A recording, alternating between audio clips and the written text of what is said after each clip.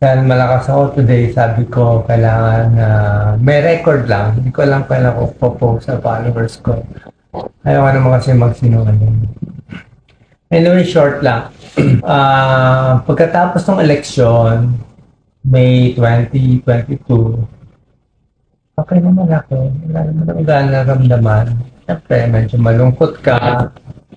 Pero tuloy-tuloy lang tayo sa tulong, sa vlog, sa mga gawain natin. So, May 2024 off lang, tuloy lang. Walang reklamo, walang sinasabi, wala akong sinasagot. Tuloy lang sa trabaho, wala lang. Yun ang mga gusto natin. So, for the year, medyo okay naman ako. May, June, July, hanggang mga December. Tapos, pagdating ng 2020, although ang feeling mo lang, lagi lang may mabigat. Para lang may mabigat sa loob, may mabigat, may mabigat. Parang may madilim, may mabigat. So, pagdating ng mga 2023 na, mga April, okay naman, tuloy-tuloy pa rin tayo sa gawain natin. Meron tayong projects sa Birch Tree Advance, sa Century Foods. Century Foods, sila yung magawa ng Century Tuna. May charity work tayo sa kanya. Every month, 2 beses punta tayo sa mahirap na lugar. At nagtatalk kami ni Doc Lisa, nagbibigay ng libreng Birch Tree Advance, yung mga nutritional drink pampalakas.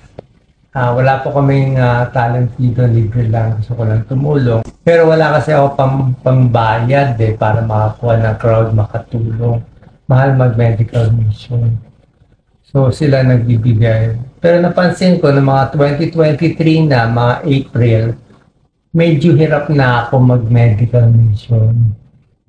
Pag mainit, ayoko na mainit. Hindi ko na kaya sa mainit. Parang may hingal, may pagod, paglulun ko, parang ayaw na.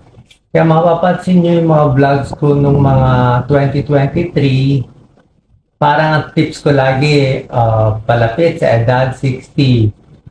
Yung Thomas na nagkakaida, nangihina, nahihilo, nagmamanas, di ba? Yan naman, namamaya, nawawala yung muscle, lumilit ang mga kamay. In-expect ko, ano lang to, aging. At pagdating ng October 24, 2023, bali wala pang 1 year ago, doon ako nag 60th birthday, senior ako. Wala pa ako gano'n naramdaman, pero nung birthday ko, around 8 months ago, doon ako nakaramdam ng back pain. Matagal na ako may back pain, matagal na ako masakit ang likod, pero this time, biglang may masakit banda dito sa taas.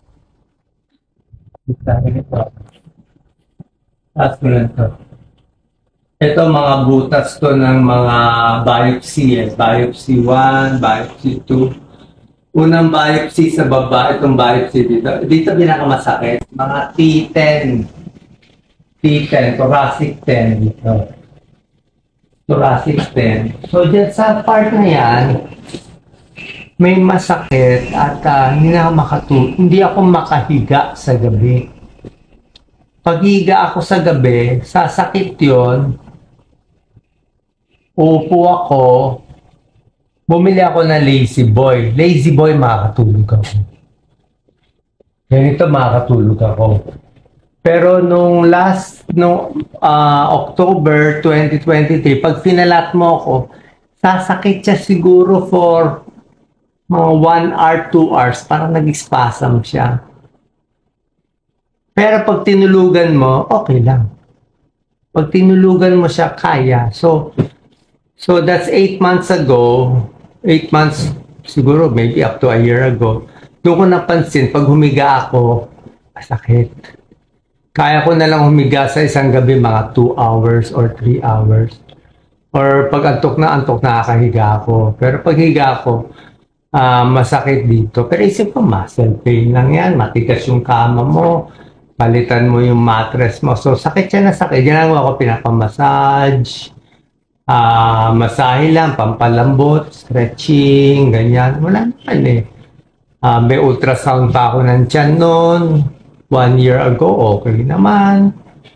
Blood test, okay naman. Walang na ano. Diba? Walang nakikita. Pero ang nagtataka ko, yung back pain ko, bakit tumaas? Dati ang back pain ko dito lang sa baba. Nagtaka ako, yung back pain ko biglang tumaas dito. Medyo lumayo. Sabi ko, baka nagbago yung kurba ng likod ko. Baka ito kasi lumubog eh. Ito, bigla siyang lumubog. Ito biglang lumundo. Sabi ko, bakit ganun? So, mga 1 year ago na nga na kanya lang bagal ay hindi ko pwede magsalita nito. I-splice na lang. Shortcut ko na lang. Hindi naman ako. Nakapagod po. Nakakimo ako. Nakakimo. Pero ayoko lokohin kaya followers ko. Mahal ko followers ko. Mahal ko followers ko. Mahal ko kayo. Niwala kayo. So, nasaan na ba ako dito? Then after you had back pain,